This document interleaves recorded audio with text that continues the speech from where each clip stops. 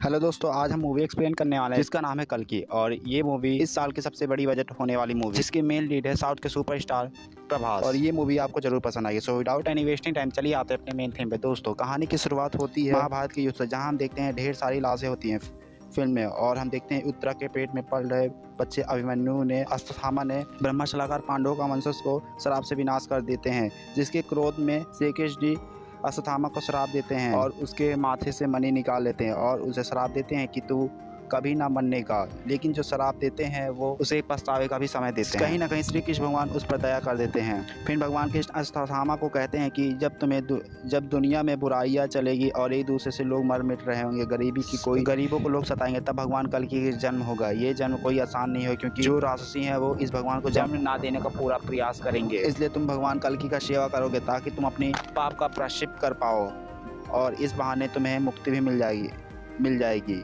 और ये कहानी जाती है कई हजार साल पहले काशी में, जो कि गंगा मैया सूख गई है। लोग पानी के लिए बेहाल हो गए। गरीबों लोगों का जीवन कोई मोल नहीं है। फिर हम त्रिभुज आकार में देखते हैं कॉम्प्लेक्स, जो कि उसमें एक अलग तरह का अंपायर होता है। उसमें कुछ परिसर में जाने के लिए आपको 1 मिलियन यूनिट चाहिए। जिसके पास पैसे हैं वही इसमें जा सकता है। वहाँ का शासक प्रेम याशीन होता है, जो कि उसके पास बहुत बड़ी फौज होती है और उसे टक्कर लेनी कोई बहुत बड़ी बात होती है। उसे टक्कर लेकर आजकल कोई जीता नहीं है। फिर हम वहाँ पे देखते हैं कि कई लोग 1 मिलियन यूनिट जुटाने की कोशिश करते हैं ताकि वो भी कॉम्प्लेक्स में घूम आए, लेकिन वो अपने आप में एक पावरफुल होता है। और हम देखते हैं उस कॉम्प्लेक्स के अंदर कई सारी लड़कियाँ हैं, जो कि वो रात दिन उसी कॉम्प्लेक्स में रहती हैं। और हम देखते हैं कि उन्हें बहुत टॉर्चर किया जाता है और उन्हें सतावने की कोशिश किया जाता है। उनके पेट में पल रहे बच्चों का सीरम निकालते हैं, और वो जिस लड़कियों के पास सीरम नहीं होता उन्हें मार देता, और जिसे मिल जाता उसके ऊपर मशीन लगाकर अपना विज्ञापन शुरू करता। और फिर हम वहाँ पहली बार देखते हैं सीमित को, जो कि अभी तक निगेटिव थे। यानी कि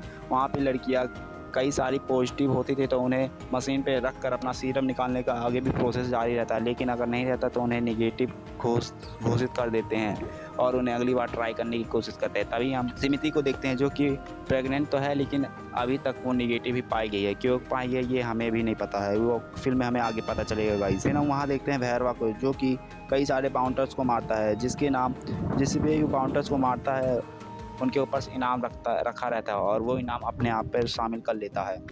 और हम देखते हैं कि इसी के चक्कर में उसके कई सारे बाउंटर्स से लफड़ा भी हुआ रहता है। अभी हाल ही में भैरव भास्कर के कई सारे बाउंटर्स का ऑफर हुआ, करीबन 5000 बाउंटर्स का। उन्हें मारकर उन इनामों को अपने ऊपर रख लेना चाहिए। तभी सभी लोग कहते हैं कि ये काम भैरव ही करे, तभी बेटर ही रहेगा।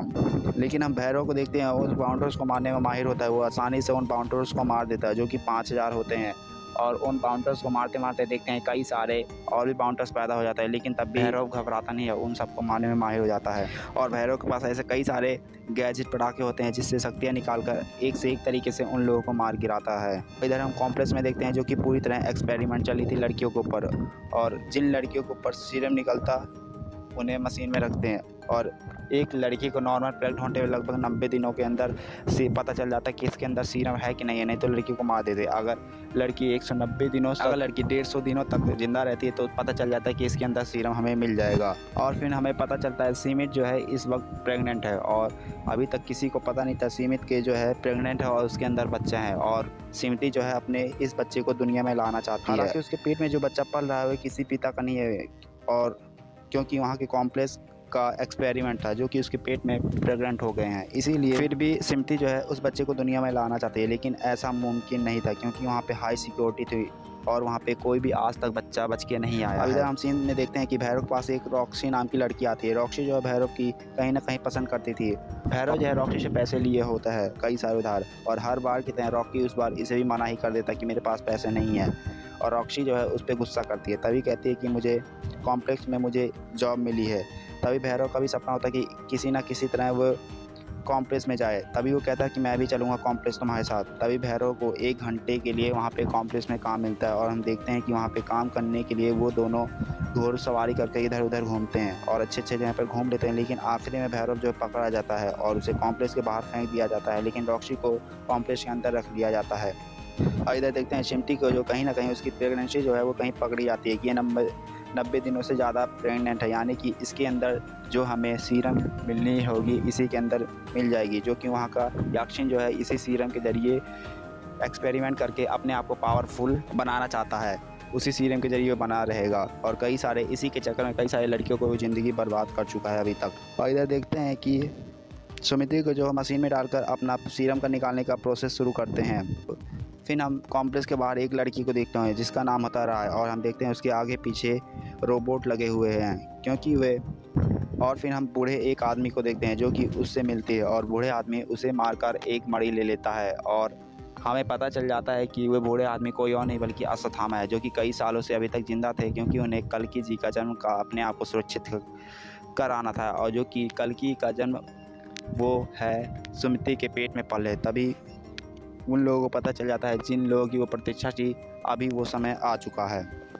और फिर हम देखते हैं वो मणि छीन कर अश्वत्थामा अपने माथे पर लगा देते हैं और फिर हम देखते हैं कि चीज़ें सुपर नेचुरल चीज़ें होने लगती है, लाइट आने जाने लगती है उस कॉम्प्लेक्स के अंदर। और हम देखते हैं लाइट बंद होने के कारण सुमिति उसका फ़ायदा उठाकर अपने दोस्त के पास जाती है जो कि एक स्पाइसिस बनकर उसकी दोस्त आई होती है और उसे कॉम्प्लेक्स के बाहर निकालने में सुमिति को मदद करती है। लेकिन सुमिति तो बाहर निकल जाती है लेकिन कहीं ना कहीं उसकी दोस्त मारी जाती है। अब वो लड़की क्यों मारी जाती है? क्योंकि उसे पता था कि सुमिति के अंदर कल्कि जी जन्म लेने वाले हैं जो कि उसकी प्रतीक्षा में अभी तक वो भी लड़की जिंदी थी, इसलिए वो अपने आप को बलिदान देकर अपने आप को मरवा लेती है उस कॉम्प्लेक्स के अंदर।